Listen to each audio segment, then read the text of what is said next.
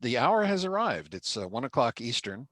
So I think it's time to more or less get things under control here. What I'm going to do initially here is to share screen here and go over the our usual best practices and things like that, so that you will all kind of be on the same page with me as we start. The first one is, do keep your screen in presenter view. Go to the view thing and go to presenter view, and then you will see the single image of the person that is speaking after I drop the screen share, which you should be seeing now. Then once you do that, double click on the large image to enter full screen, and you'll be seeing the presenter and everything that the presenter is presenting. I have just turned off the microphones, so do keep them muted until you are called on, and we'll talk about how that happens a little bit later. Your camera is on. If you don't want it on, turn it off.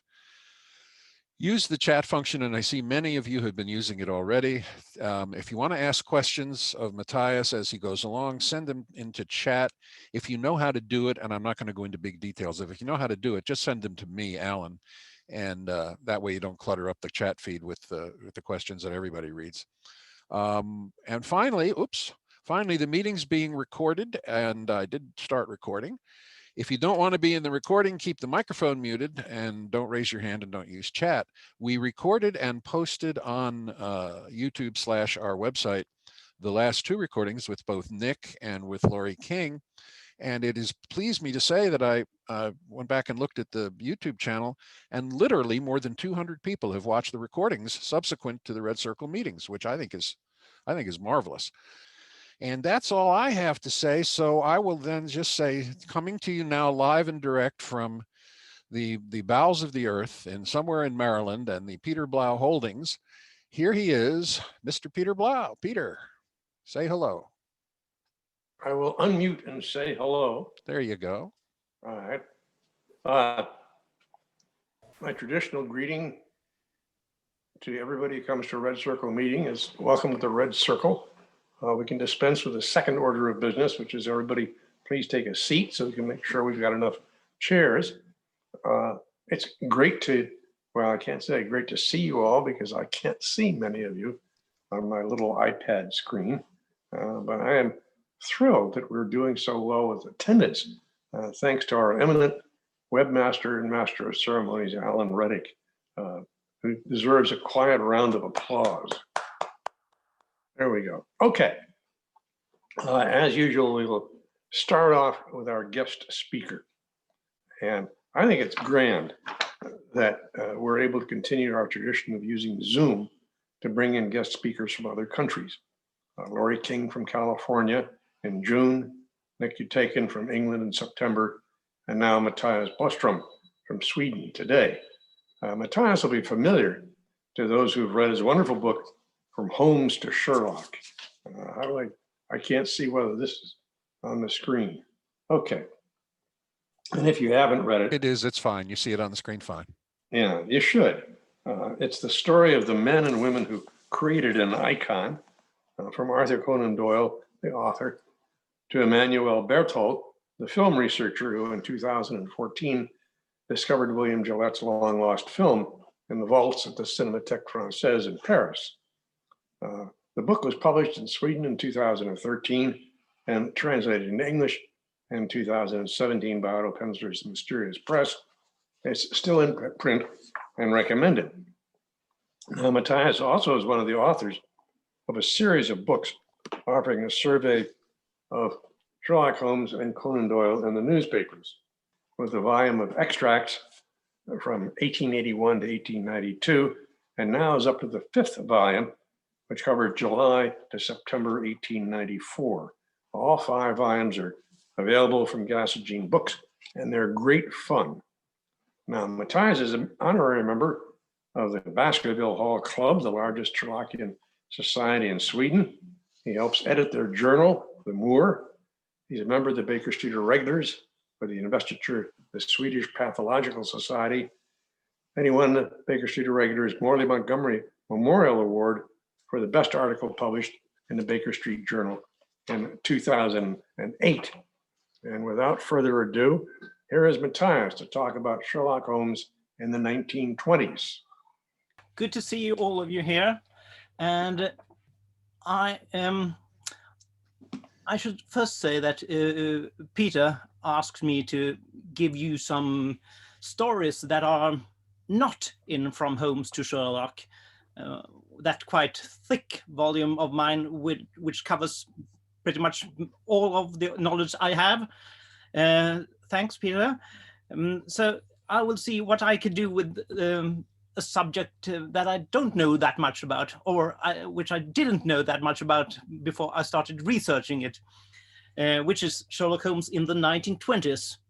I have tried to squeeze out a few more stories from those years, and I think we should start with a little film. So Alan, can you help me? Yes, we are now watching, or hopefully you will be able to see if we started. Yes, there it is. It's a British Pathé film from 1923, which is a rapid makeup study of the actor Eileen Norwood in the play The Return of Sherlock Holmes at the Prince's Theatre in London. And if you wish to see more of him, you can quickly find a few of the original 2 reel films on YouTube, or you could wait until I have finished the talk. As you will see, and as you probably already know, Eileen Norwood was a master of disguise. And there are several stories about how his disguises fooled fellow actors and others on the set during the filming. But disguising himself wasn't an easy task. I am now quoting Norwood himself. He said, "In playing the part of Sherlock Holmes for the Stoll films series of his adventures, I am confronted with difficulties not realized by the audience. For it must be remembered that whatever other disguise the actor is called upon to assume, he must always be prepared on discarding them to reveal the unmistakable features of Sherlock Holmes. To the detective himself, this would naturally be easy, but to me it is not. For whatever disguise I assume as Sherlock Holmes, it must necessarily be a second disguise superimposed on the disguise which makes me Sherlock, and to whip it off in a flash and reveal myself as the famous detective is a very much more complicated matter than to remove it and reveal myself as myself." So let's move over to my slides. Sherlock Holmes in the 1920s was a very much a new kind of Sherlock Holmes. Ever since William Gillette's play Sherlock Holmes, the face and the actions of the detective had been known to people through actors, but it wasn't until the 1920s that other Sherlock Holmes actors than William Gillette really became stars through newspapers and magazines. As you here are a few other examples of the disguises of Eileen Norwood. And speaking of him becoming a star, it was also visible in the advertisements for the movies, where the Holmes actor's name was an important part of the copy. As you can see here, it's Eileen Norwood in The Hound of the Baskervilles, and it's John Barrymore in Moriarty. In previous films, the name of the actor in the 1910s and so on, that wasn't as important as it now was in the more developed film world of the 1920s. The Bioscope magazine wrote in 1923 that Eileen Norwood had become familiar to millions of picture goers in all parts of the world as the living embodiment of Sherlock Holmes on the screen. So the previous actors on stage, yes, they were, for example, H.A. Sainsbury, who in that role for 1,400 times or something. He had, of course, been seen by an enormous amount of people, but it wasn't, and William Gillette too, but no one could really come near as many as the actors who were on those popular films. Conan Doyle still wrote new Sherlock Holmes stories in the 1920s, but he was only a minor piece of the Sherlock Holmes success at the time. In preparation for this talk, as I usually do, I went through a few thousand newspaper articles from the 1920s, all of them concerning Sherlock Holmes, and I will mention a few things that became evident, both the more general trends and also some anecdotes and interesting details. I felt it very appropriate to start the talk with Eileen Norwood, since the impact of his 47 silent films, which were 45 shorts and 2 features, from 1921 to 1923, makes us want to compare him with a more modern actor. So Eileen Norwood was really the Brett of the 1920s. And of course, he was the Brett of the 1920s, since his real name was Anthony Edward Brett. If you ever have trouble remembering how to pronounce his first name, just remember that it was a tribute to his former girlfriend, Eileen. He just shortened it, Eileen Eiley.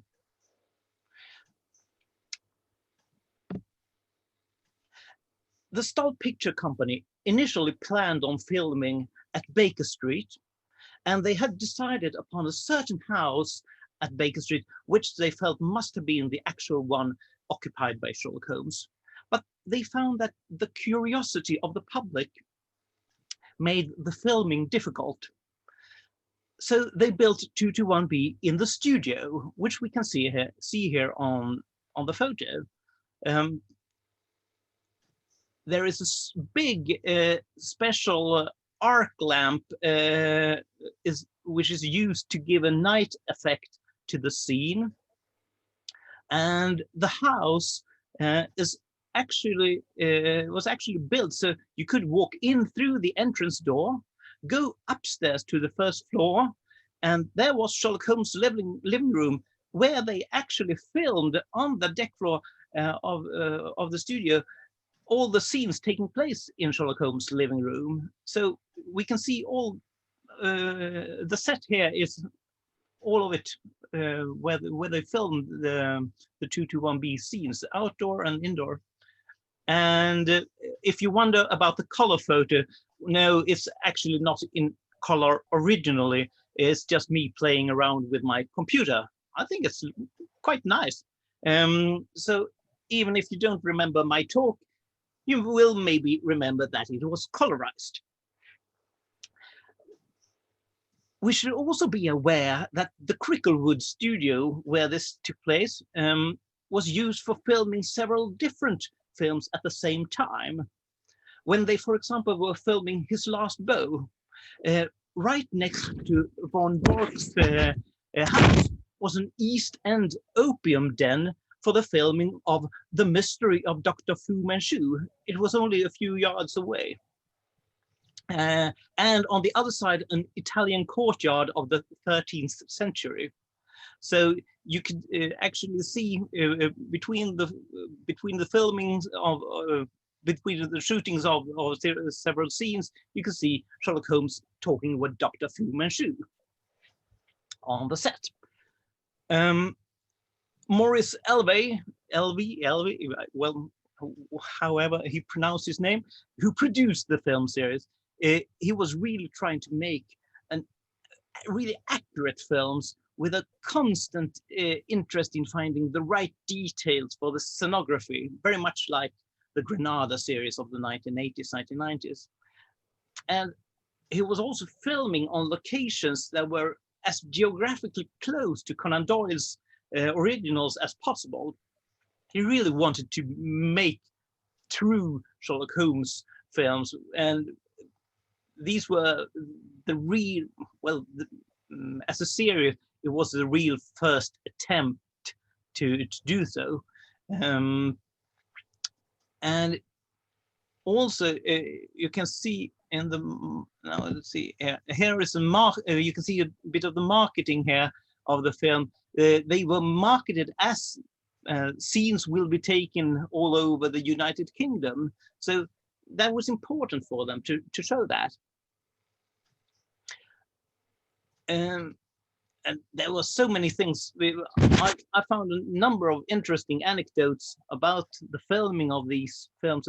In A Scandal in Bohemia, that two-reel movie, Sherlock Holmes was to be seen at a theater during the performance of a play, which was a rather complicated scene to film, and it would have been quite expensive with a huge number of extras and hiring a theater.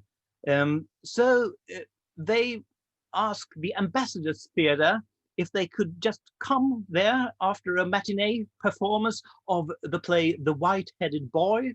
I don't know anything about that play, but anyway, they asked the audience to remain in their seats for half an hour and enjoy the unique opportunity of seeing a film being made, and participate in it with Norwood impersonating Sherlock Holmes amongst the audience.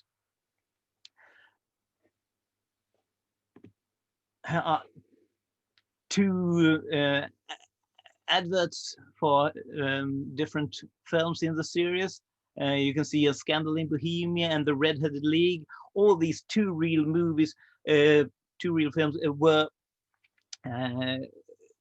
they were sort of extra material, not the headline of the evening. But there were actually some Sherlock Holmes nights in the cinemas where they showed 5 Sherlock Holmes films on the same night. They were about 25 to 30 minutes long, each of them.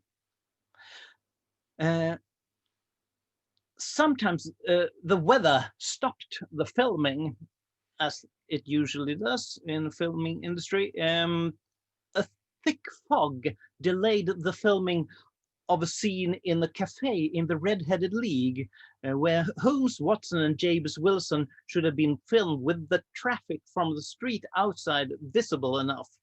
But they had to wait until the fog, the mist was gone. Another interesting fact about that film is that the producer actually advertised to find the enough amount of red-headed men. They stipulated for men with curly red hair. The response was remarkable. 78 men replied, and all wrote enthusiastically of the startling shade of their locks.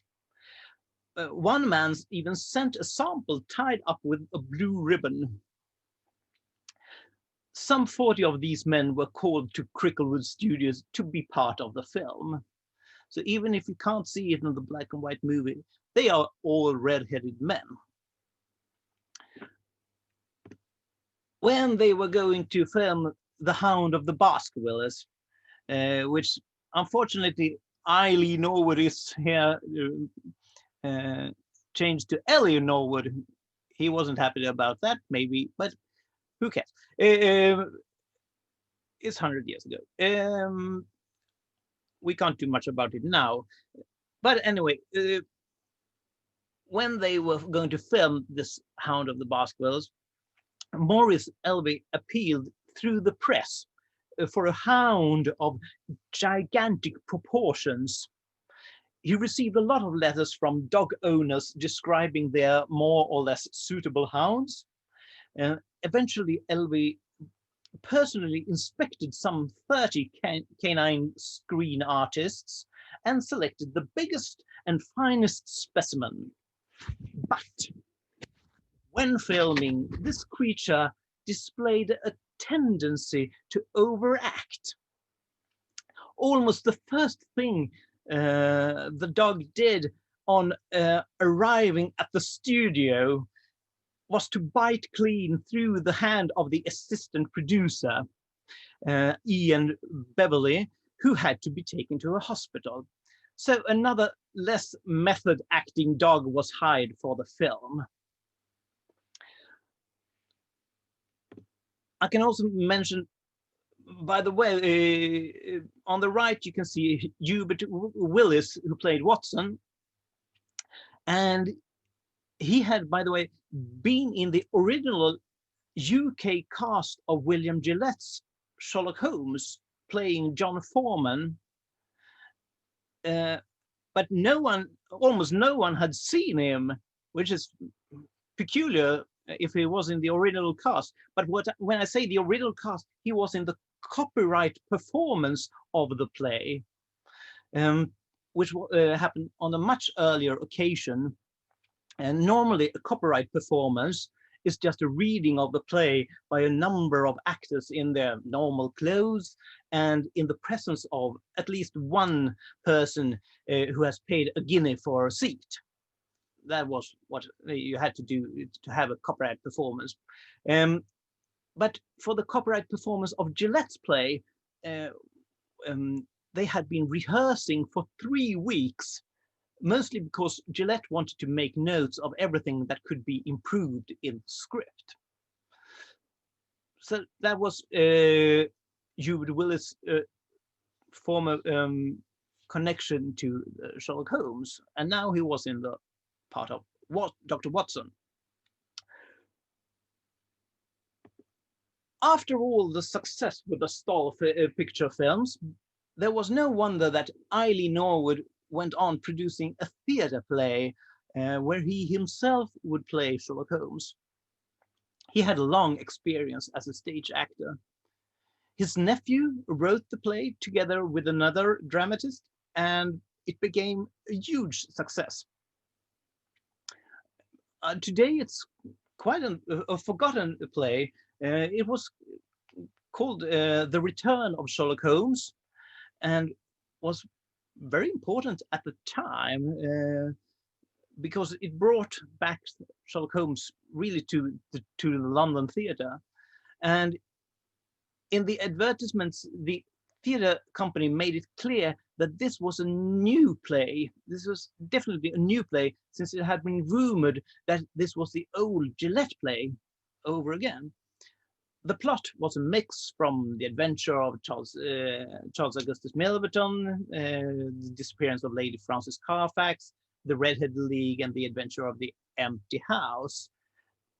And among the characters here, you can see at the upper left, Colonel Moran, you can see Holy Peters, and so on. And I think, is it on the right side, there is a Scotland Yard detective.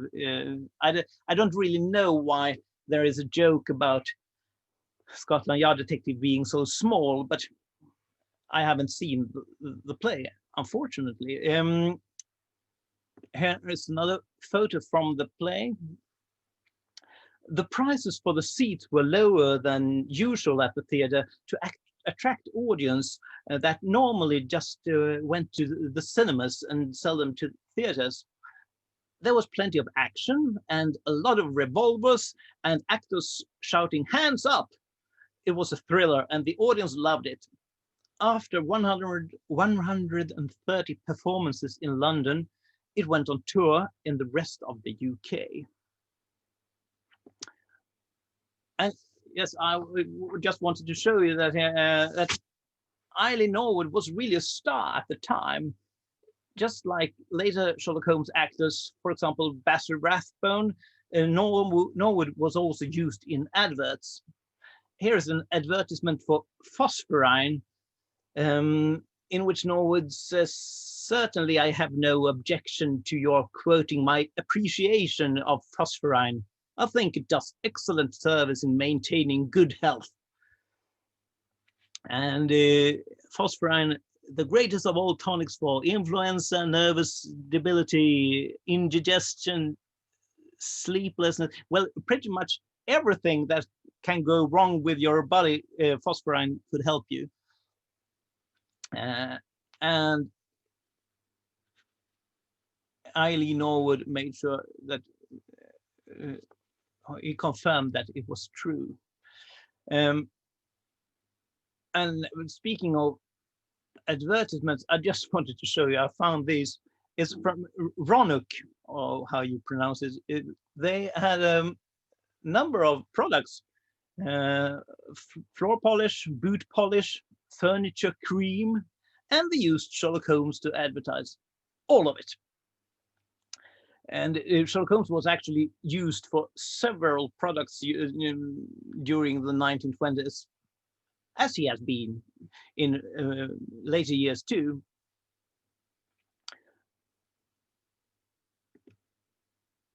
Back to the theaters. Sherlock Holmes also appeared in other plays in the UK during the 1920s. Most importantly, the revival of Conan Doyle's own play, The Speckled Band, with H.A. Saintsbury and Lynn Harding in their old 1910 parts of Sherlock Holmes and Dr. Roylott. The rest of the cast was new, but they were still in their parts. That play also went on tour and was a popular play among local theatre companies all around the country, where other actors played the parts. In the same way as Gillette's Sherlock Holmes play was still played by a number of local companies, also some amateur companies. And in H.A. Saintsbury, you can see here as Sherlock Holmes, he later in 1929 had a revival of the Gillette play, which he had played so many times 25 years earlier. So, and by then he had played the detective, as I mentioned earlier, some 1,400 times. I think that's quite an achievement. And now one more of my colorized photos. At the right of the photo, I don't know if you have your gallery over there at the right side, but or if you can see it, but at the right side of the photo is John Barrymore, the actor, the American actor. Since the Sherlock Holmes success was not just going on in the UK. In the USA, a new film with John Barrymore as Sherlock Holmes was an immediate success. In 1 week, 47,000 people saw it at the Capitol Theatre in New York, and then it ran for 12 weeks at another cinema. And why was this? Well, very much because John Barrymore was America's best loved actor at the time. He was the biggest star. And it's, even if we don't think about this film as the greatest Sherlock Holmes film ever, at the time this was such a big success because it was Goldwyn who produced it, and it was a Hollywood production, and it was such a big movie, really a blockbuster. And the thing was that the film got splendid reviews, both in the USA and in the UK. I have seen so many reviews of it, and I haven't seen one bad. The film was called Sherlock Holmes in the USA, being based on Gillette's play, but in the UK it was retitled as Moriarty. And on this photo, which is rather bad quality, but anyway, you can actually see the cameras in the middle of the in the crowd of people, and you can see some policemen over there. And this is from Limehouse in London. So the film was pretty much filmed on location. I think they even went to the Reichenbach Falls in Switzerland to film parts of the film. So it was very much filmed in London, and it became a success in both countries and other countries, of course. But this really meant that Sherlock Holmes was again being very popular in the USA thanks to this film. There was actually a conflict in court which involved the Norwood films and the Barrymore film. After the first British Eileen Norwood films had been released in the USA, a petition was filed in 1922 by, among others, William Gillette and the relatives of the late Charles Frohman. They claimed that they themselves were the only ones who had the right to use the name Sherlock Holmes or the adventures of Sherlock Holmes, since a contract had been made in 1897 between Conan Doyle and Charles Frohman for the dramatic use of Sherlock Holmes. And this especially concerned USA, of course. I don't think they could do anything about the situation in the UK. But in 1916, these rights had been sold for 5 years by Gillette and Charles Frohman to the S&A company for the production of Gillette's film version of his own play. After those 5 years, the film rights for the play were sold again to Alcett Enterprises, which led to the John Barrymore feature motion picture. And the defendants, which was the Stoll Picture Company, and they claimed that in those dramatic rights from 1897, film rights were not included, very much because film wasn't yet a thing at that time. In the end, a settlement was made, and the Eileen Norwood films could again go on being released in the USA. Sherlock Holmes was extremely popular in the USA, and the original stories were published over and over again. In 1921, you can see a newspaper page from that year here. A large number of American newspapers published 37 of the Sherlock Holmes stories illustrated by Frederick Dorr Steele, and it was such a big marketing campaign around this publication, and I was quite astonished to see the popularity of Sherlock Holmes in the USA at the time, because there weren't that many new stories being published, but they took all the older ones and published them, well, every week for, well, some 40 weeks, because some stories were so long, so they had to split them in two separate. And it's also nice to see the Frederick Dorr Steele's illustrations being used in this way, and not just in Collier's, but also in the newspapers. And this is from the Charlotte Observer, but there were so many newspapers all over the USA using these illustrations and stories. And during the 1920s, Conan Doyle was ambivalent regarding Sherlock Holmes. He wasn't interested in talking about the detective unless he had to, but now and then he wrote a new story, and even this long after Sherlock Holmes became a success, it still was presented as a slight sensation every time Sherlock Holmes appeared in the Strand magazine, and even more in the United States. That was really front page news when there was a new Sherlock Holmes story. And the Strand really tried to make as much as possible out of it. Here you can see when the story was The Blanched Soldier, the advertisements were all about how Sherlock Holmes himself had written the story for the first time.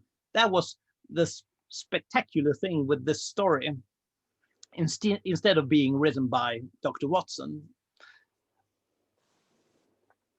And when the casebook of Sherlock Holmes was published, it got generally good reviews.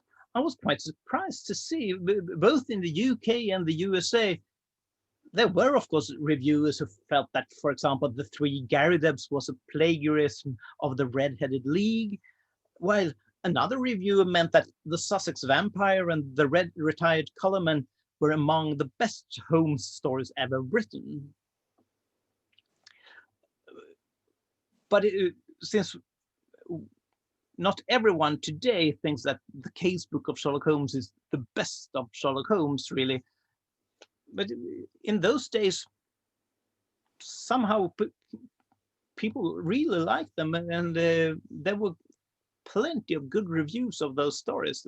They said that they were as good as anything Conan Doyle had written before. So maybe when it was another time, and we look upon these things in another way today. So I think they were quite satisfied with these stories anyway.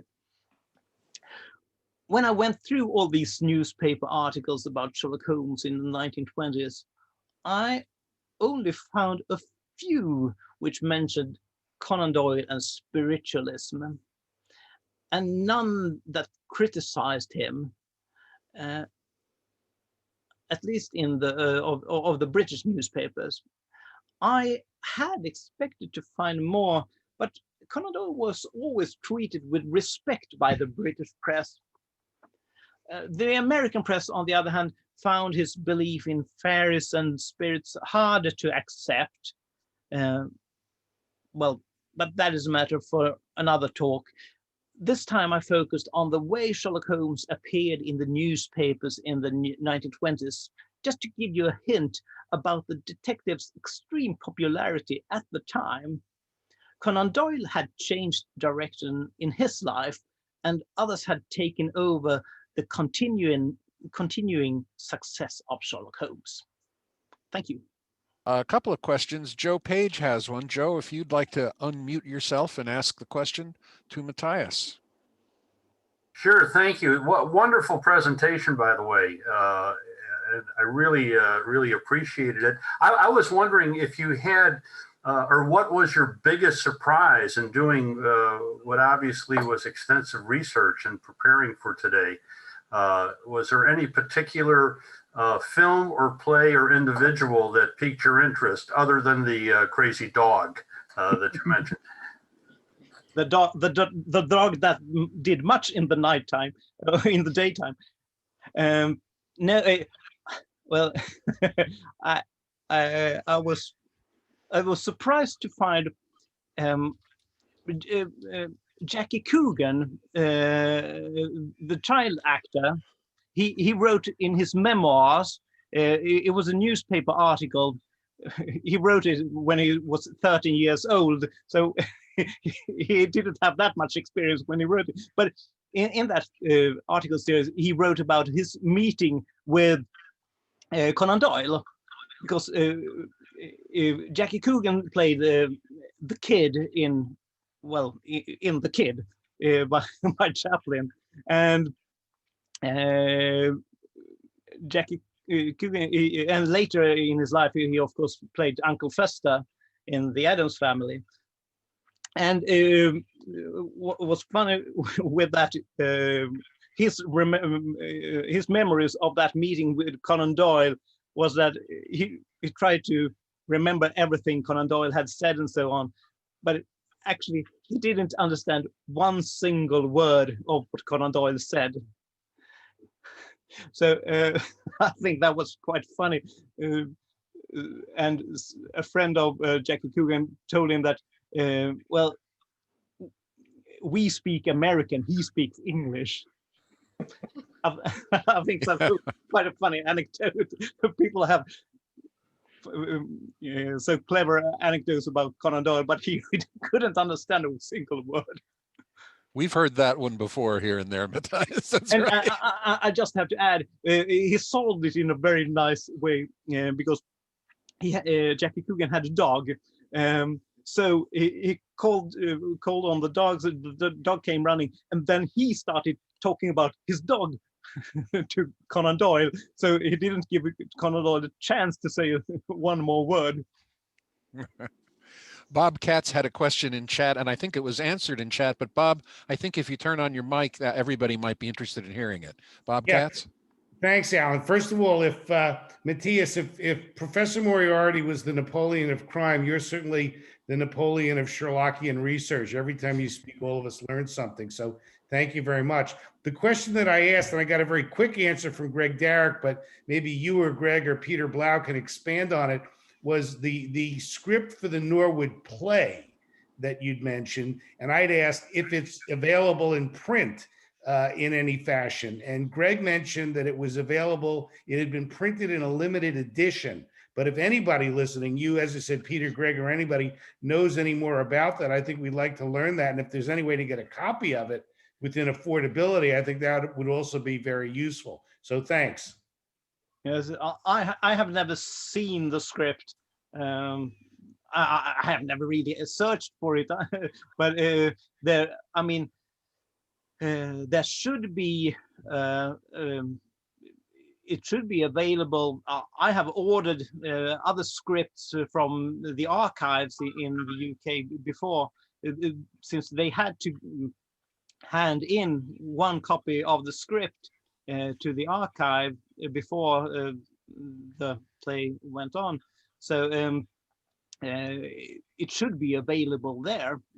That's how I got the script for that Glasgow play in the early 1890s, which is really interesting to read. While you were speaking, Paul Singleton got on chat and said he has a copy of the play and will send me the publisher. Paul, why don't you just go ahead and put the information on chat, because I think everybody listening would like to know a little more about it. Maybe Matthias, this will help you to find a copy of it. So thanks to you and Paul. I think it's very interesting regarding this this play, because we mostly remember Eileen Norwood because of his films, but that play was a huge success, and we really should remember it. Thank you. And know more about it. And know more about it, yeah. Jonathan Schinberg had another question about availability of things. Jonathan, why don't you hop on and ask that question? I remember doing some research on the silent films of Eileen Norwood and realized that there are a couple of 3 or 4 films in the British Film Institute, BFI, I think, that are not publicly available. Would you think it might be appropriate for the Sherlockian world to try to get those archived films made available to the public? I think if you ask Russell Merritt, he will give you a long answer about the problems surrounding this question, but it's not as easy as it sounds. But it never is. No, but there are plans, but I know very little about it. Thank you. Thank you. Matthew Lantry has a question. Matthew, jump on, please. Thank you very much, and it's good to be back again with this group. I can't think of a man who'd be better able to answer this question. If there had been no films in the 1910s and the 1920s to bridge that gap from the end of the canon, the death of Conan Doyle, do you think Sherlockian stories would be as popular today? If the memory of the Holmes stories had only been brought forward by Chris Morley and Vincent Stellett and their friends, would we have this very small hobby now, or do you think there was always going to be a revival of Holmes? It was always an interaction between the stories and the new producers and so on, and all these different medias And even if there hadn't been films in the 1910s and 1920s, you would still have the radio series in the US in the 1930s, and that was very much the start of the new Sherlock Holmes success.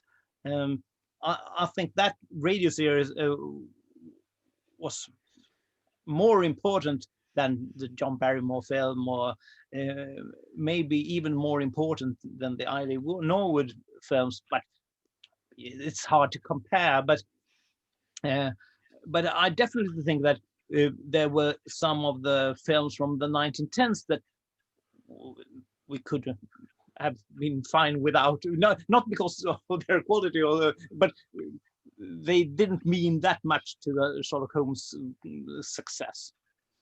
Thank you. Thank you very much. Mr. Bassford, sir, would you like to jump on and ask your question? I just happened to have the happenstance of watching Jeremy Brett's version of A Scandal in Bohemia last night. And I noticed in one of the pictures you showed was a picture of Norwood dressed as Holmes disguising himself as a vicar.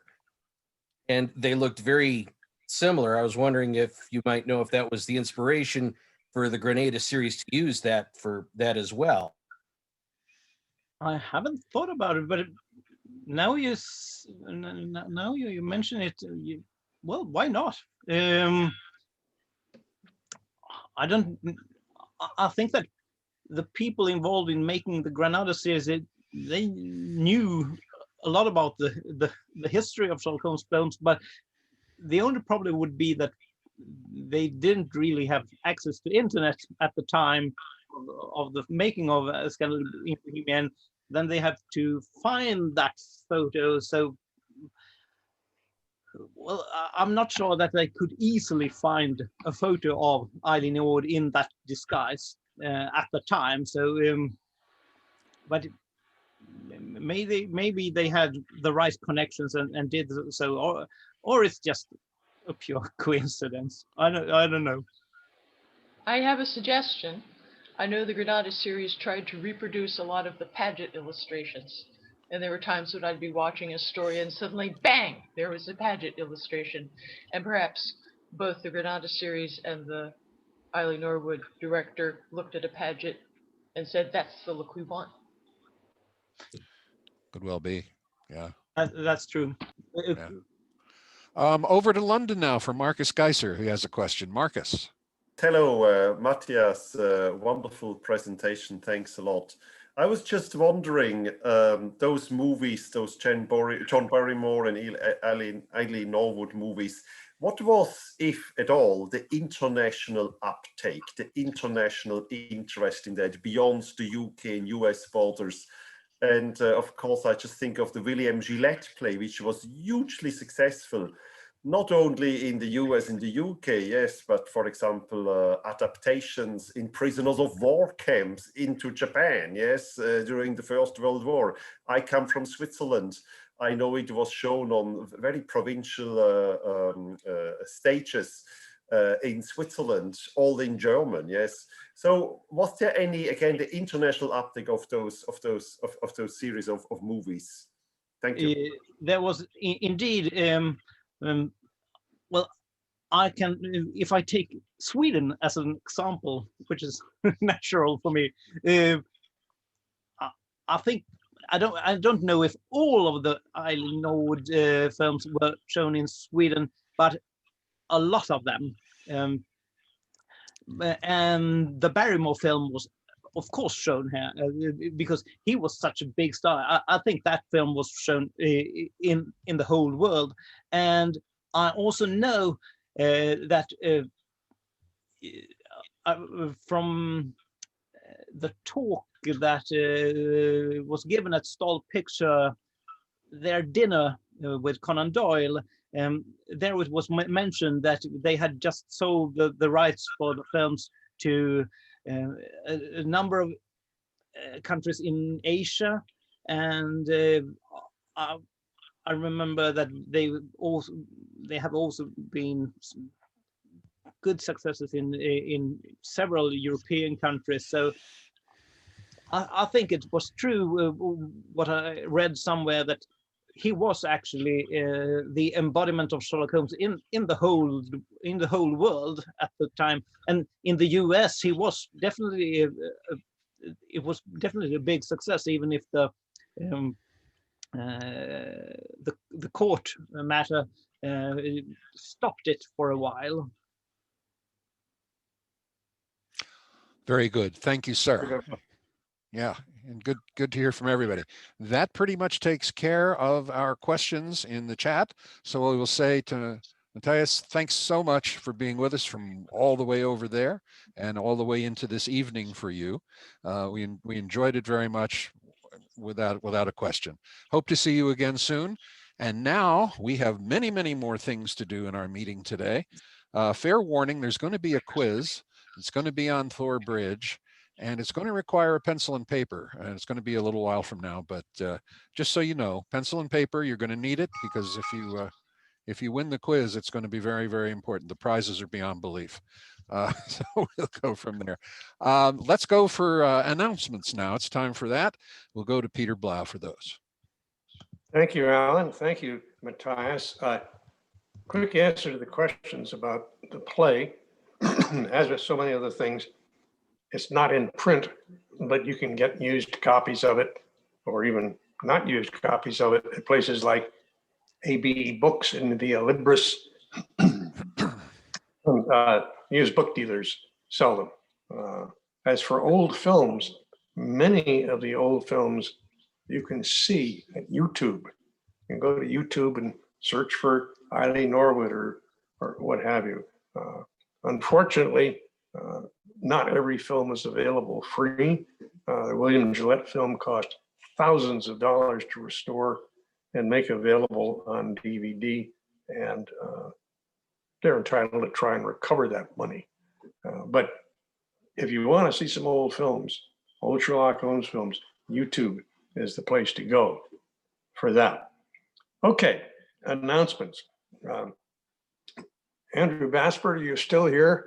There are societies that are holding Zoom meetings, and one that is dear to my heart, because my investiture is Black Peter, is the Harpooners of the Sea Unicorn. Andrew, tell us briefly what you're doing. Well, this coming Friday, we will be having our own Zoom meeting at 7 p.m. Central Standard Time. That's an hour later for you guys. You can figure out your placement around Greenwich Mean Time to adjust accordingly. I will send something through the chat to give you means to RSVP or get more information by going to our e-newsletter at whalingnews.wordpress.com or email me at pcairns26@outlook.com. And hopefully we can see some more of you then. Okay, thank you, Andrew. Other events coming up. There's going to be a lot going on in January around the celebration of Sherlock Holmes's birthday. Normally in New York, but we're not all going to be in New York. But as you can see in the slide, there's going to be a lot of virtual stuff to do, to the point where you have to worry about Zoom fatigue. The distinguished lecturer, Andrew Lycett, is a really good writer. He wrote a wonderful biography of Conan Doyle and recently put together a book of Conan Doyle's travel writings, or at least his writings about different places. The Beacon Society will have their annual meeting, William Gillette Memorial Luncheon. These are all social events with some things going on. The Friends of Bogies will be performing during the William Gillette Memorial Luncheon. Lost in New York with a bunch of Sherlockians is sponsored by the Kegleys in California. That's truly social. The Gaslight Gala has all sorts of stuff going on, and I don't know anything about it. The Literary Agents is something new. This is the first meeting of a society for people who are interested in the writings of Arthur Conan Doyle, whom we honor as the literary agent. And the weekend ends with the Adventresses of Sherlock Holmes brunch on Sunday. There's going to be one more interesting event, interesting to collectors. And we don't have a slide for it yet because they don't have the information. But more than 200 items from the collection of the late Paul D. Herbert are going to be offered at an auction online. And there's going to be some things that are modestly priced and some things that are really going to be interesting, like the first separate American edition of The Sign of the Four, which was published in a pirated edition by the Collier's Once a Week Library. There's some sculpture, and there will be information about this on the website when we have the details. Okay, beyond that, the next big deal is in February 18th. Hang on 1 second, Peter, just before we go on. I wanted to mention that there are links to every one of those events on the website in the calendars, on the calendar on the right-hand side of the homepage. So the links aren't here, but you can find them on www.redcircledc.org, where you can always find good things about the Red Circle. But there are links to each of these events, either to register directly or to get more information. So I just wanted to throw that in. Thank you. I had forgotten. February 18th, Sherlock and Watson are scheduled to land on Mars, along with 221B Baker Street. Sherlock and Watson. Sherlock is SHERLOC, and Watson are acronymed instruments aboard the Perseverance rover, which is right now on its way to Mars because it takes a while to get there. And they're taking with them a piece of plastic that they use in space visors that is engraved with the address 221B Baker Street. And that's what's going to be used to focus the camera on Sherlock. So NASA is having some fun with this. Now the landing will be live and we can all watch it, hoping it works, of course. Greg Ruby, are you there? I am. Baltimore is a hotbed of Sherlockian Zoom activity.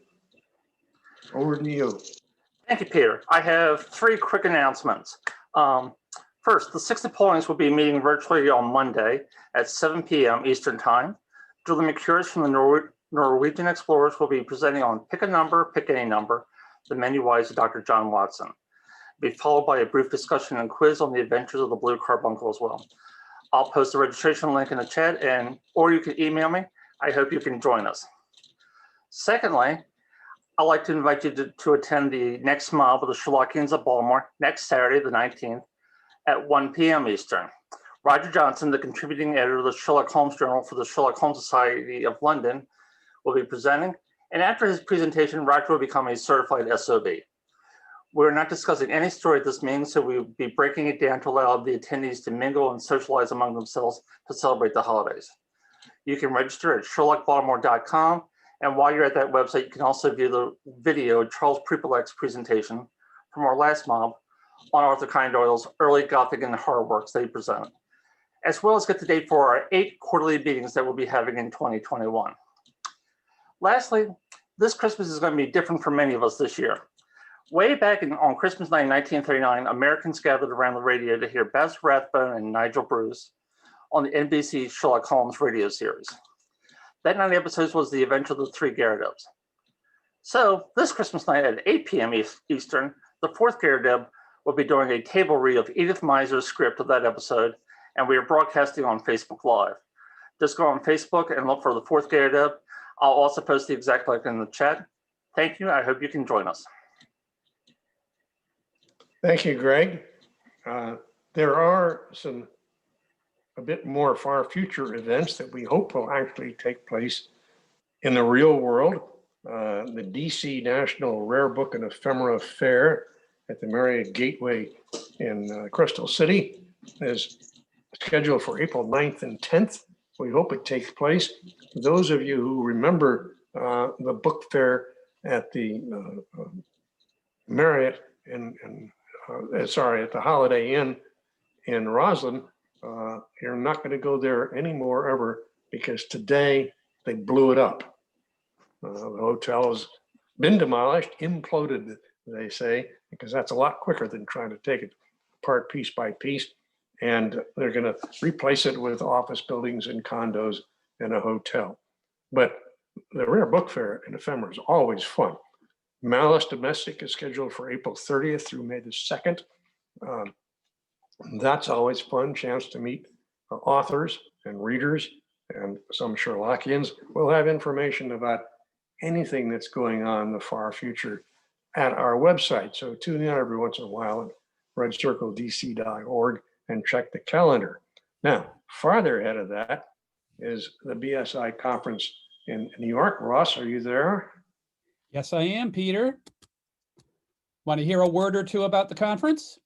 Sure. Thank you. I have some. We do not know, as you said, what the world will be like next summer, but if it is safe for us to travel and gather together, and we have high hopes for that, the best place to be during the weekend of June 25th to June 27th will be the Bear Mountain Inn near West Point, north of New York City on the lovely Hudson River. That is where the BSI will be holding its 2021 conference. The theme of the conference is Sherlock Holmes and the British Empire, and there will be many educational presentations by eminent and entertaining Sherlockians, and plenty of free time for us to get together real time.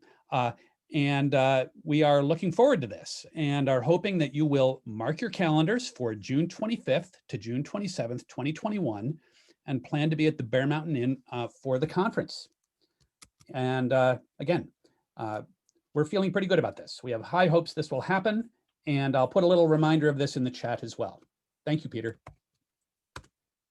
Thank you, Ross.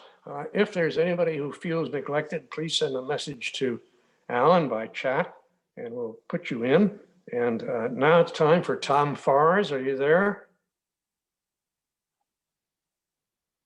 I am, Peter. Thank you. There we go. As we are in the gift-giving season, we've got the winter solstice and then Sherlock Holmes' birthday. What could be more appropriate than a red circle pin?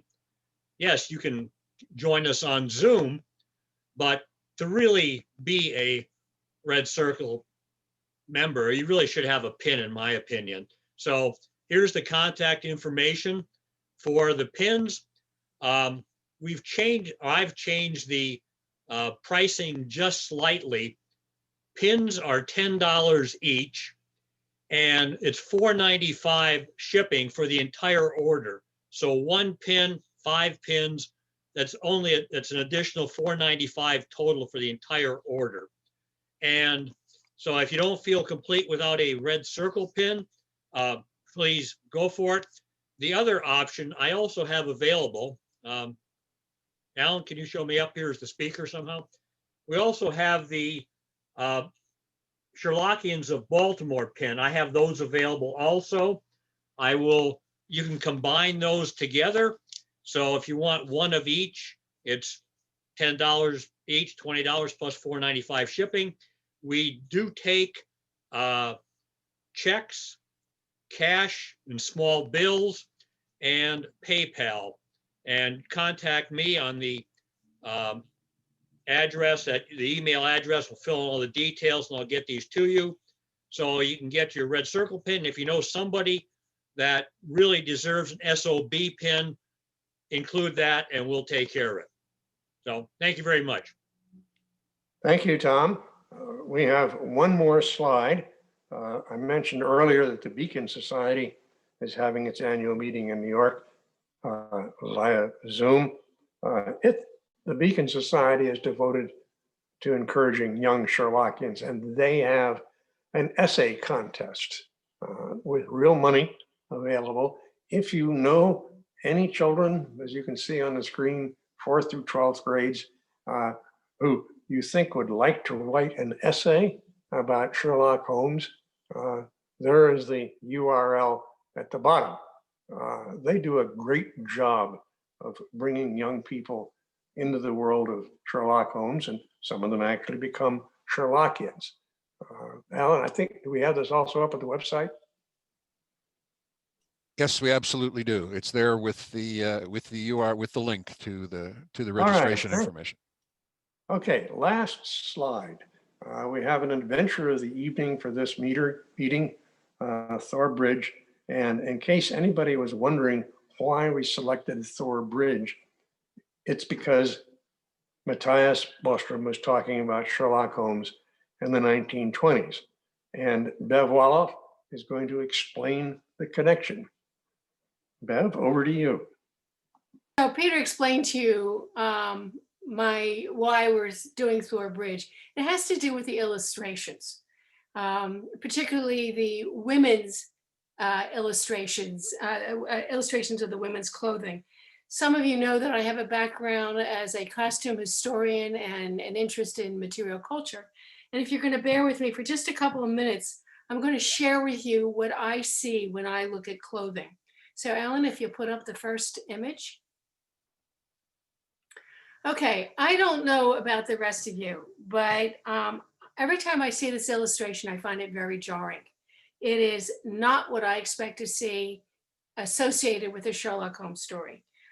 In terms of clothing, you expect to see women with, corseted tiny waists, not this this kind of loose clothing that's absolutely 1920s. It just feels like there's a disconnect to me. So the artist for this is a gentleman by the name of Sir Alfred Gilbert. Now, Gilbert was a very talented artist. He illustrated for lots of authors, lots of stories. He was also into watercolors. He did goldsmithing. What he was really known for in England was sculpture, which is what kind of got him into a certain amount of trouble, because he would take commissions, especially from the royal family, and he would take another commission and another commission, and he would never finish the one he started.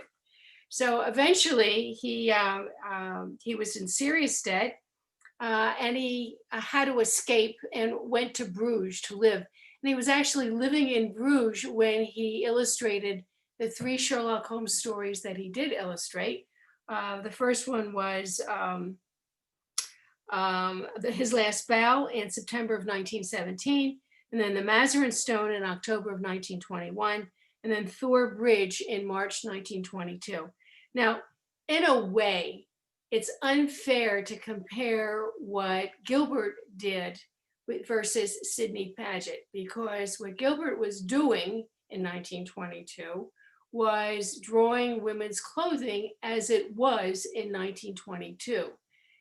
Sidney Paget actually did the same thing. He drew women's clothing at the time when he was. The catch is that Paget was illustrating the stories between 1891 and 1904. So current women's fashions more or less match the timeline of the Sherlock Holmes stories. Gilbert is now illustrating Sherlock Holmes stories almost 20 years later. And of course, the fashions had changed quite a bit. And possibly if this illustration had been published in something other than the Strand magazine, we wouldn't have noticed it quite so much. But I'll tell you what I really like about this image, getting past the fashions itself. There's a lot of action to it. There's a slant of the bodies running, there's strong facial expressions, you can see fabric moving, you sort of feel like you're in the moment with them. It's exciting. Having said that, what I, as a fashion nerd, especially appreciate is the clothing detail. Maria Gibson is wealthy. Her clothes, as depicted, capture that. She is wearing a long strand of pearls. She has a scarf on that has detailing to it. She's wearing a brooch at her hip. This all talks about luxury. Compare that to the picture of Hattie Duran in The Noble Bachelor. And Alan, if you can give me the next slide. Okay, Hattie Duran is just as wealthy as Maria Gibson, but she's the one on the left with the buttons going down the front. This is very plain middle-class clothing. It's an unadorned coat. It should have had velvet on it or fur. There should have been more styling to it. There's nothing there. It's a very plain collar, very minimal fabric. Her hat is a disgrace. There should have been, there's no ribbons, there's no feathers, there's no decorative objects on it, nothing that would have suggested luxury and wealth. Gilbert, for whatever you might complain about the modernity of his women's clothing, had imagination. And it may have been that it's because he traveled in royal circles, so he had perhaps more of a feel for what a woman of wealth might wear versus perhaps what Sidney Paget was more comfortable with. I don't know, we're all just guessing here. What Gilbert didn't get right by conventional standards of the day was Grace Dunbar's clothing in that picture. She's a governess. She is working with children who are messy. And what she should have been wearing, Ellen, can I have the next slide, please? Is something like that. She should have been covered. It should have been modest, long sleeves. This is from 1902, which is when the story actually was supposed to take place. But it gives you some idea what a governess should have been wearing. Okay, now I'm going to do the fourth picture, which is actually the first one again. Okay.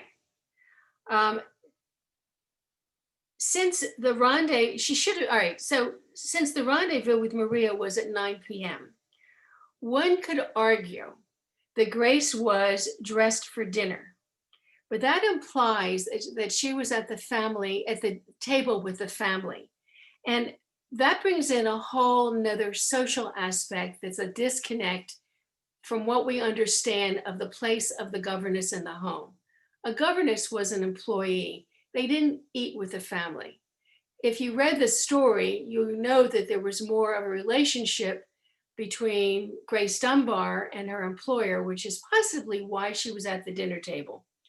Having said that, I don't believe Grace Dunbar was quite as innocent as she says she was. Take a look at her dress. She has a low neckline, very short sleeves, exposed arms. She is showing ankles, which is not modest at all. And you begin to wonder just what dynamic was going on between her and her employer, who keeps saying that everything was innocent. I'm not so sure.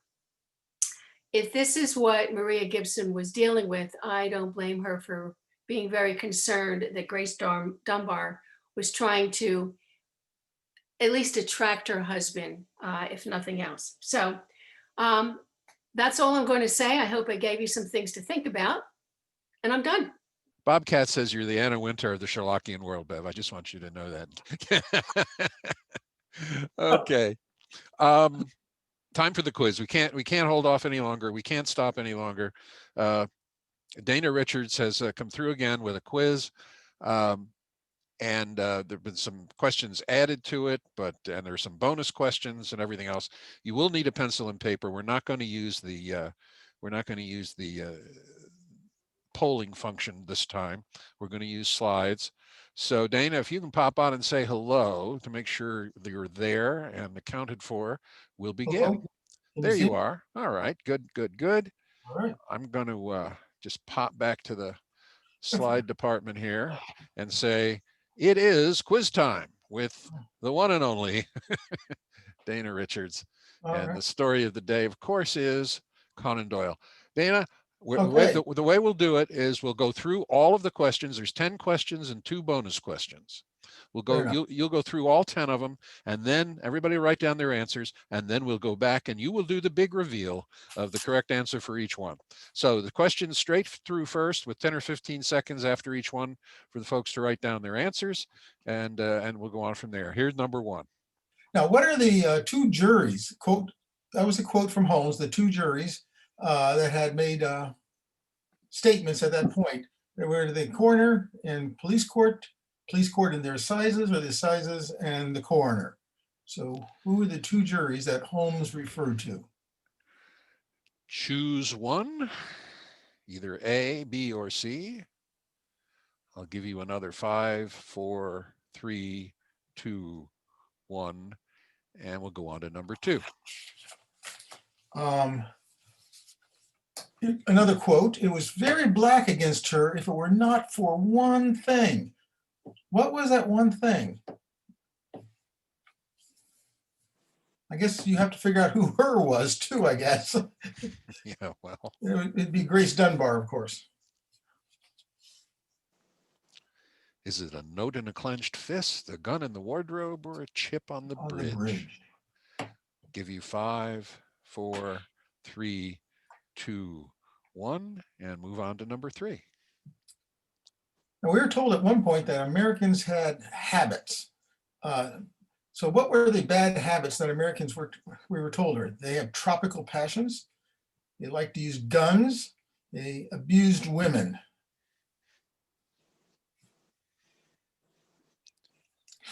Choose one. In the next 5, 4, 3, 2, 1. How many things in this story are named Thor? 2, 3, or 4? Seems simple enough, doesn't it? Thor something, or Thor something. 5, 4, 3, 2, 1. Where was Gibson supposedly at 11 p.m.? Did he say he was in his gun room, in his bed, or in his library? 5, 4, 3, 2, 1. Now, there's several people named in this story, and we want to know, amongst those people who are 221B, which ones were named in the story? The cook, the Buttons, the landlady.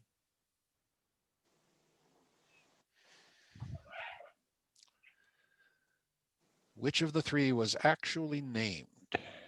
5, 4, 3, 2, 1. So Holmes indirectly had an opinion of the new cook. He didn't come out and say it, but what did he imply? Did she have nice new recipes because she read the Family Herald? Was she easily distracted? Or was she better than the old cook?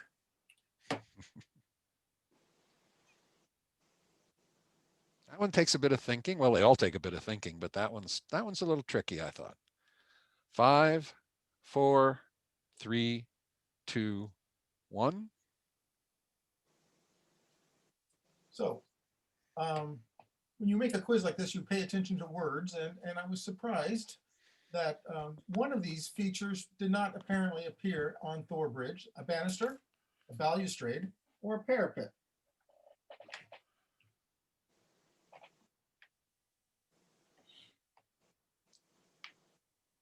Make your choice in 5, 4, 3, 2, 1, and here's number 9. Again, you try to think about these things when you read the story, and I was wondering, was Thor Bridge near the main road? A, no, we were told it was separated by a heath. No, we were told it was separated by a pheasant preserve, and yes, we think it was visible from the main road.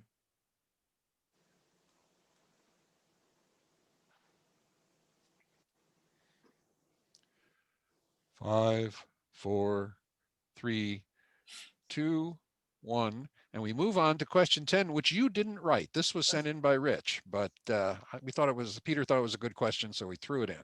Well, Sherlock Holmes wasn't horsing around when he deduced that there was no murder. What was Mrs. Gibson's maiden name?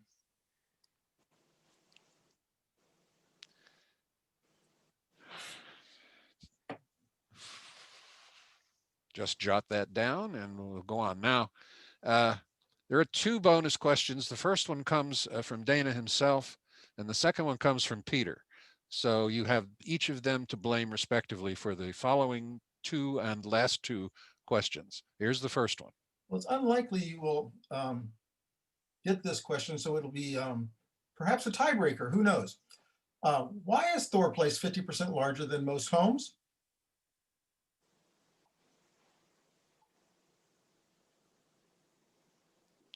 curious concept. Why is Thor Bridge 50% larger than most homes? This is what I call a Shavian question from Yeah. Shaw's old habit of putting in quizzes that require lateral thinking. All right, we'll give you a few more seconds to think about that, and then we will move on to bonus number 2. And we have Peter Blau to blame for this one. What is there about this adventure that makes it of interest to a dentist?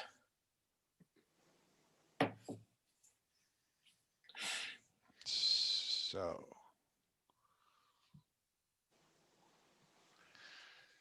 okay, everybody should have all of their answers ready to go.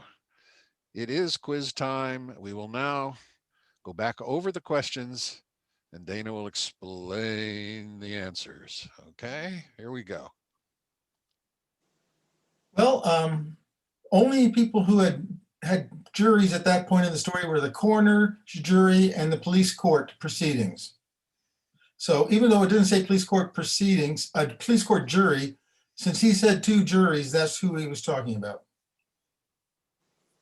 So the correct answer there is A, coroner and police court. Give yourself a point if you got it right. Here's number 2. Well, it's hard to know this unless you actually memorize the story, because I think all 3 are perfectly good answers, but it turns out Holmes was quite certain about B. The gun in the wardrobe was what told him that he knew the answer. There you go. B is correct. A point if you said B. All right.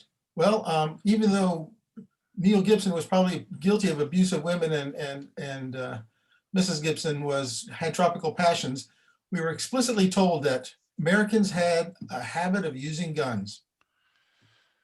And ever it shall be. Right. B again is the correct answer. How many things are called Thor? Well, there's Thor Mere, Thor Place, and Thor Bridge. So B is the right answer.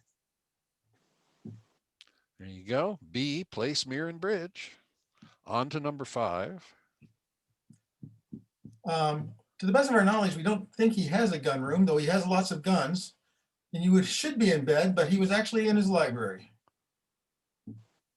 The correct answer to number 5 is C, his library. Okay, even though the cook was discussed at length, the no name was given, and our landlady doesn't even make an appearance, but Billy is named as the Buttons. Billy's not named in very many stories, and this is one of them. B is the correct answer. All right, so what is the opinion of the cook? I had to read this twice because I couldn't tell just by looking, but when they were talking about the Family Herald, it wasn't for the new recipes. It was Family Herald was discussed because the cook apparently kept reading the Family Herald instead of cooking eggs. So apparently the hard-boiled eggs were hardly edible because she was easily distracted. Number 8. Well, it's pretty easy here. It's just Bannister. And frankly, I had a different mental image of what a parapet was before I read this story. And it's 2 dogs, right? A parapet. Yeah, that's right. It's a parapet. Yeah, that's a right. parapets. Yeah. Well, it's not separated by a heath. You have to walk across the heath to get to the estate. And if you enter from the side gate, you have to walk past the pheasant reserve, but not if you go through the main entrance. So since we know a passerby saw Grace Dunbar, we know that it must have been near the entrance, unless passerbys are in the habit of walking through the property. Okay. This is a fill-in, and the answer is Pinto. So he wasn't horsing around. Give yourself a bonus point. Or not the bonuses. You give yourself another point if you got Maria Pinto right. All right. Now, this is a warped question because the answer is Thor Place is half timbered, half Tudor, and half Georgian.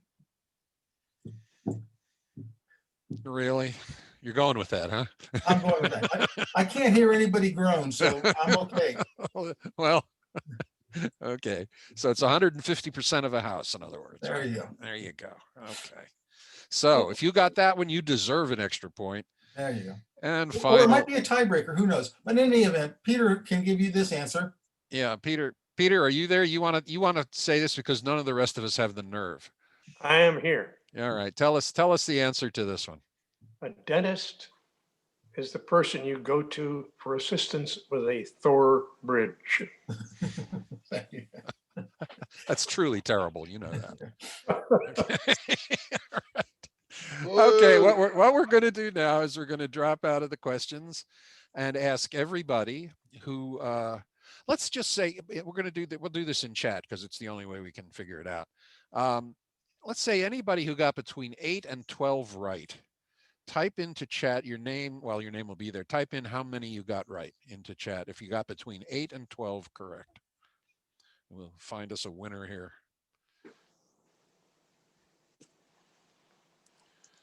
The silence is deafening.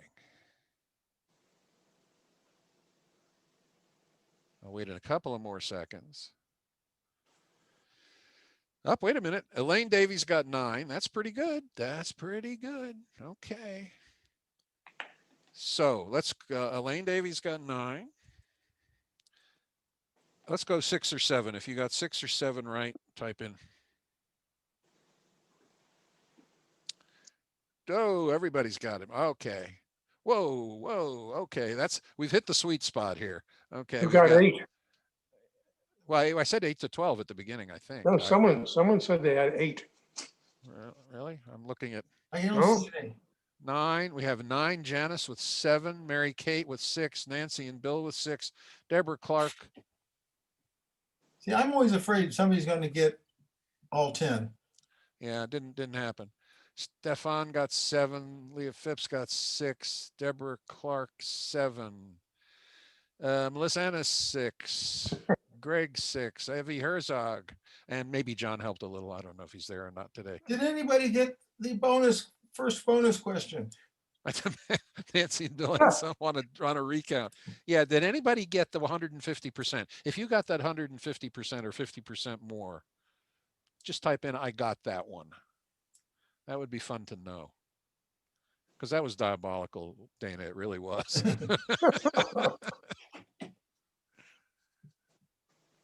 Now, see, nobody's copping to that one, at least that I can see. That's all I got. Okay, everyone. Oh my goodness, we have a grammarian among us.